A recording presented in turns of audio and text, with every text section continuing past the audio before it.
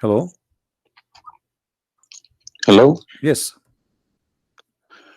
How is it Christian Prince? Yes, we are live on air in YouTube. Everybody hear you. What do you want to say to me, my friend?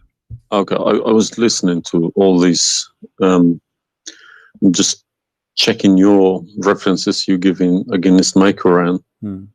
Either you are a filthy fat liar, or all the imams since I was a child have been lying to me, because Islam, I was taught Surah Baqarah at 256 says La ikraha fi din. There is no compulsion in religion. Okay. And then another surah, for instance, says Surah Kafirun at 6 means your religion is yours, mine is mine. And it's meant to be a peaceful religion, but you are just throwing too many things. I can't even, search for it. Okay. Where do you get these things from? It's in my head, my friend. I'm a walking library. Let us go one by one. You said Islam means peace, correct? Yes. All right. Well, isn't it the Quran in chapter 9, verse number 29, order the Muslims to fight and to kill all the Christians, either they pay the jizya and they convert, or they die? If it's in the time of war, I wouldn't worry about it. Hold on, my friend. But hold on. It's not. Okay, and yes, in the time of war, but the Christian did not wage war on you. It's you waging war. Read with me carefully. This is your Quran, and I can open for you any translation you wish. Which translation you like most? It doesn't really matter as far as it's translated. Okay, Muhammad Yusuf Ali, a Muslim. I will not going to use any translation. But the problem is you're showing another translation. They all contradict each other. I don't know who to listen to. Okay, this is why I'm asking you which translation you like. Go to Al-Jalalain. Al-Jalalain is Al-Jalalain is a translation. Jalalain is tafsir. Al-Jalalain is tafsir. Go to Tafsir Al-Jalalain. All right, so we will go to a tafsir Al-Jalalain. Qurtubi of Ibn Kathir. No problem, no problem. Let us go to Ibn Kathir. You want Ibn Kathir? Just tell me what do you want. I'm here. Ibn Kathir, please. Ibn Kathir. Okay, Ibn Kathir. Let us go to Ibn Kathir. Give me a second.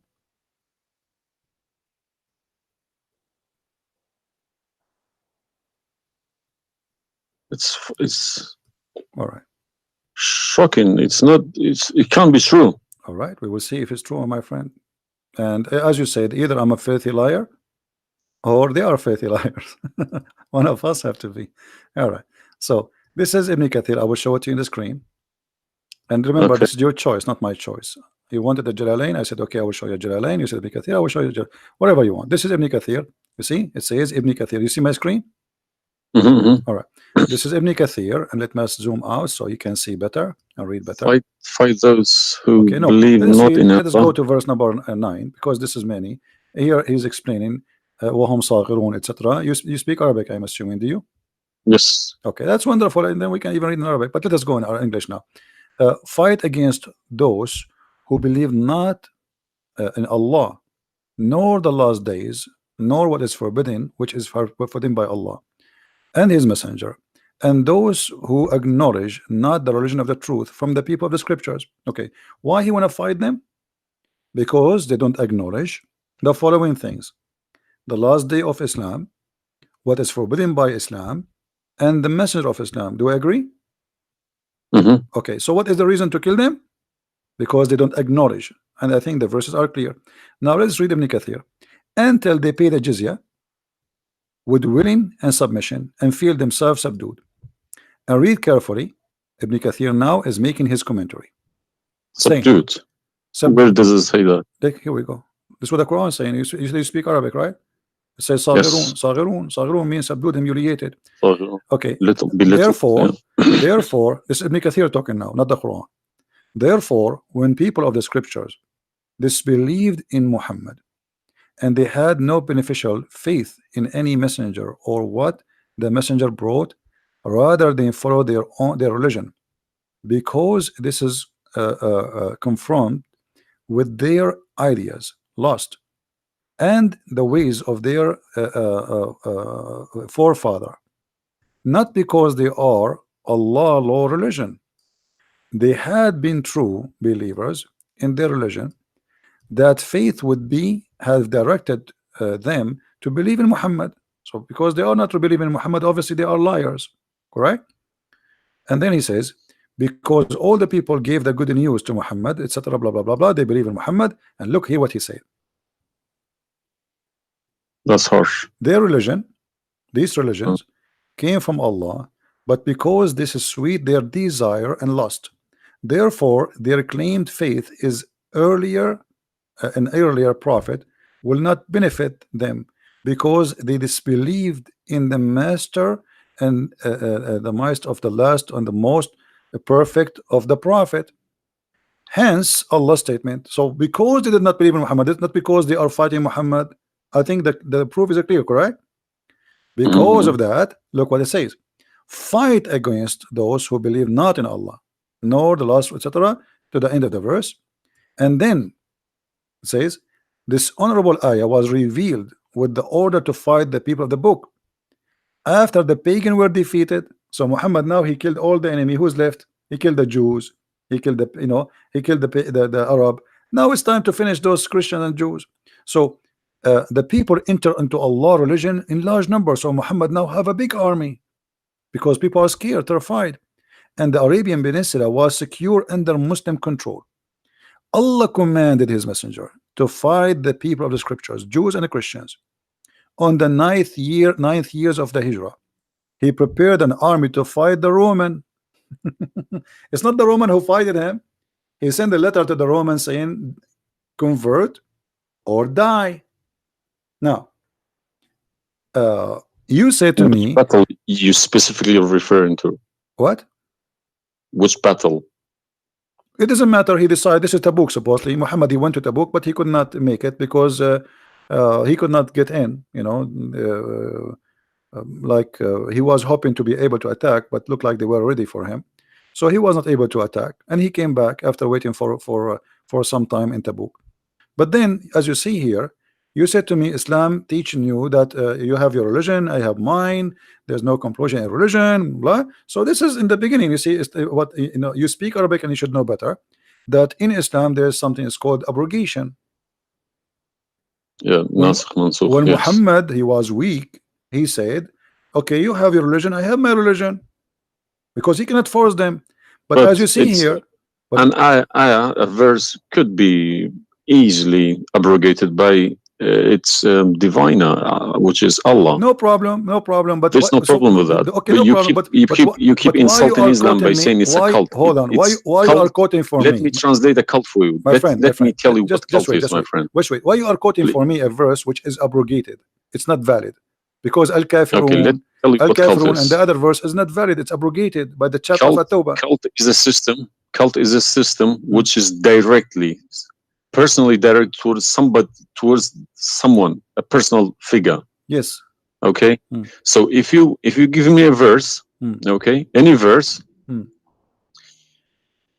been abrogated by Allah, it's no problem. But you can never find a verse been abrogated by Muhammad himself. Oh no, you are wrong. I can find it tons. No, you cannot find me a single one. You're just making it up, just throwing too many things. People cannot pick it up. Okay. Let us finish this one, and I promise you I will go right away and I will show you the verses which Muhammad abrogated. But let us agree that what you said about peace is it was not. I'm not going to say you are lying. I will say it was not true. Read carefully. Here it says, the Messenger of Allah marched heading toward Asham to fight the Roman until he reached Tabuk, where he set a camp, etc. So he could not, he could not do it. He came back, and the condition until they pay the jizya. If they do not choose to embrace Islam, so why we have to pay jizya? Because die or pay. And with willing submission in defeat. Everybody's paying jizya. What's wrong with that? No. You live in America. You pay taxes. No. This is our land. How we pay land? The American occupy Iraq.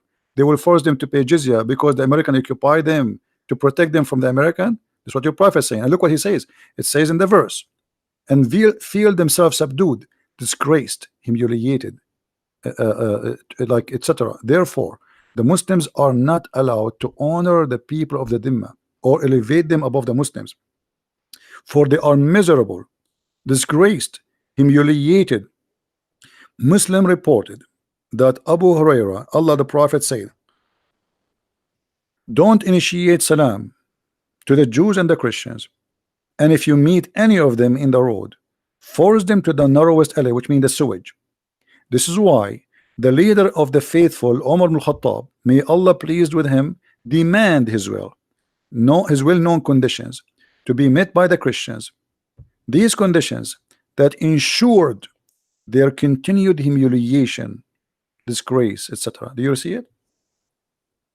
So you are saying to me that Islam says you have your religion, I have mine. Those people, they have no guilt except they are Christians, and now you want to humiliate them because they refuse Islam. This is their crime. That's not what I was taught. But I'm showing you the proof, and you are the one who asked me to read Ibn Kathir.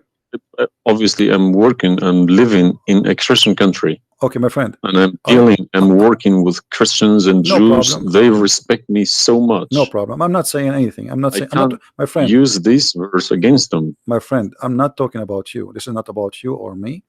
You might be a wonderful person, but this is not about you and me. This is religion. So you said to me, read Ibn Kathir.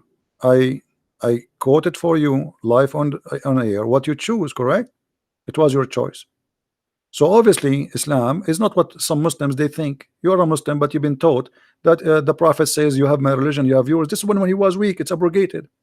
Now we prove to you that the first thing you said to us about Islam, give a freedom of a choice, that is a big fat lie they told you. Even the Prophet of Islam, he says, I've been ordered to fight all mankind until they say there's no God but Allah and no prophet but Muhammad, and if they do so, only if they do so, I will stop killing them and shedding their blood.